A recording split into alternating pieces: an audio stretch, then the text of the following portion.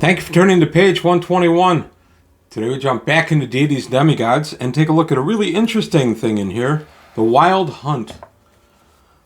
This is out of the Celtic Mythos section, and it says that the Wild Hunt exists in all lands where druids and their deities reside. And it is a huge dark-skinned man with antlers growing out of his head as the master of the pack, and he has a pack of 20 hounds. And when evil is in the area or something has stirred up the hunt will pursue its prey until captured. It goes into a lot of detail here on your percentage chance of actually being forced to join the wild hunt. And that's kind of interesting. If you see the hunt, you have X% chance of getting drawn into it and becoming part of it. And then you have to battle whatever the evil is. You go first, and then if it's not defeated, then the pack goes after it, and then the master of the hunt. It's not how I used it, though.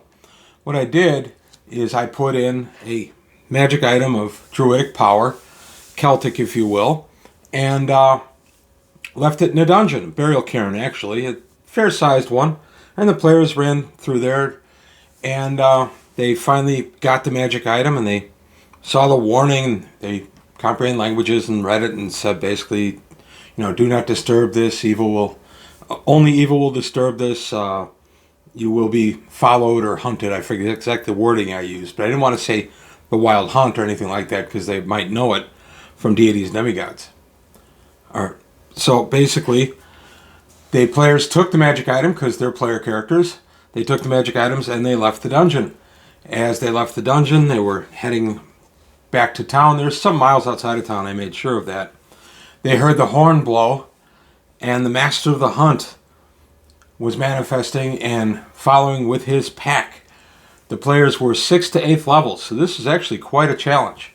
The way they could have gotten out of it would have been to leave the magic item that they had taken from the burial cairn, the specific druidic one, leave it on the road, and then put a magic item with it. But they had no way of knowing this, and I mean, sure they had no way of knowing this.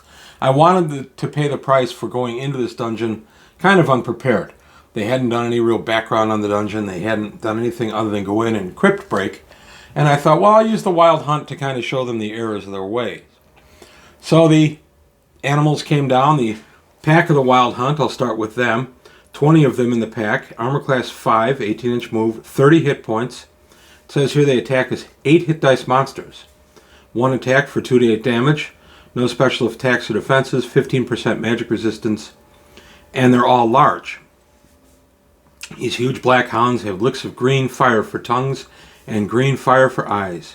These flames do not do damage, but they make the whole hunt cast an eerie green glow.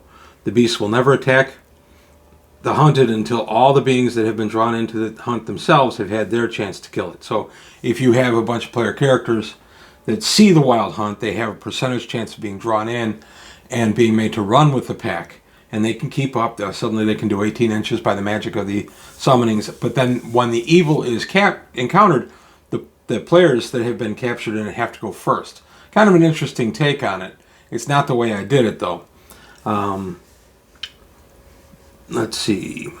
After the creatures that have been drawn into the pack have had their chance at it, the hunt will get their chance to kill it. If the pack is killed, the master will then battle the being. The death of any member of the pack goes unnoticed by the rest, and the pack disappears after the battle is over. And then the hound's attack is 8 hit dice monsters. So what I had it was the evil one, see the air quotes? Because the player was not evil by alignment, just his deed of stealing something valued by another culture. The pack deemed it evil. I did not change the alignment or force anything, since D&D is all about basically crypt breaking. I simply let him be the air quotes evil guy on air quotes that the pack was focused on. Not that they exclusively attacked him or anything. And again, I didn't give a lot of hints as to what was going on with the wild hunt. I didn't want them to be able to figure it out because, as I said, they hadn't done any real homework going into the dungeon. And I had left plenty of clues for them, but they kind of ignored it. Everybody was in a mood to just bowl ahead and blow things up, and that's how it got played. So the wild hunt came in.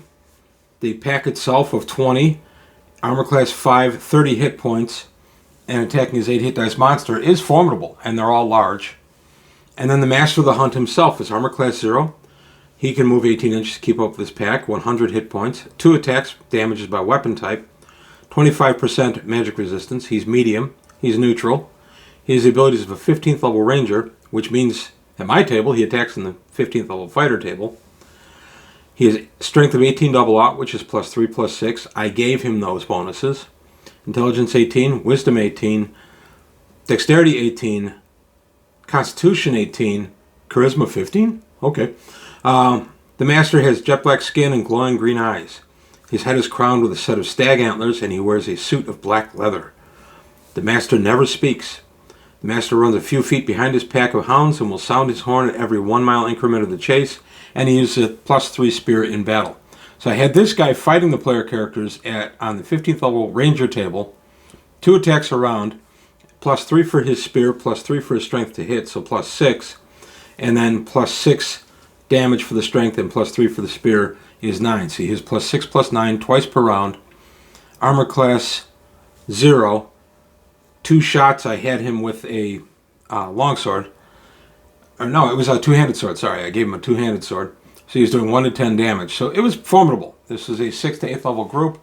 The idea was that I wanted to kind of show the players that there were ways they could have prepped for this game better and done more to help their own cause had they not just decided to bowl their way in and blow everything up and steal the item.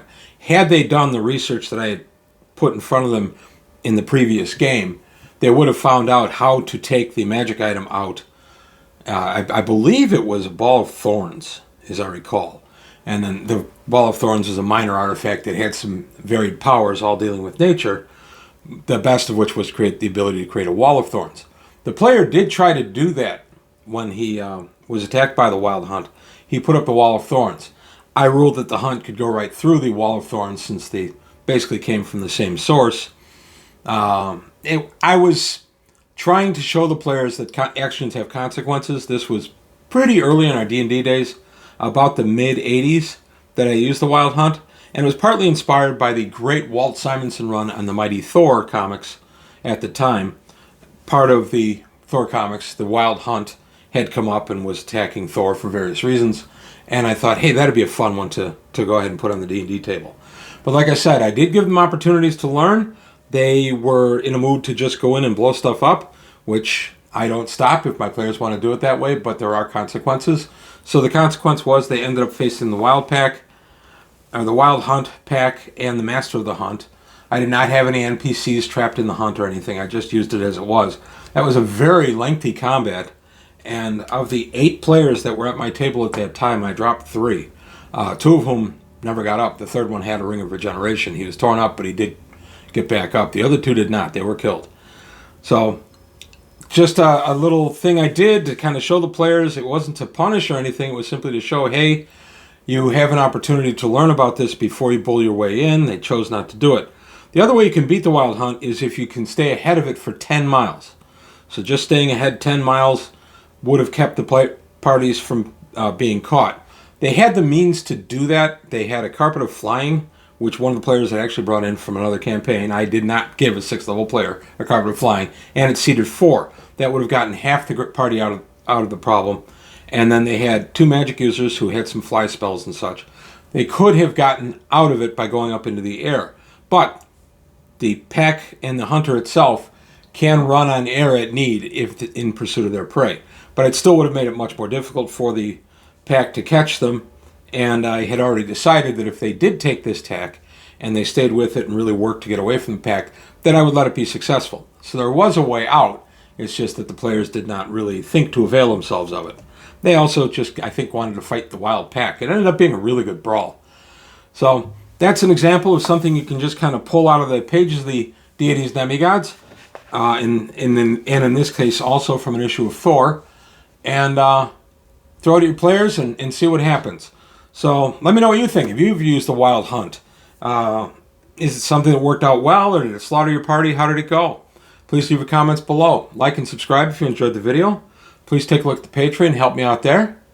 Thanks for watching, and I'll see you next time on page 121.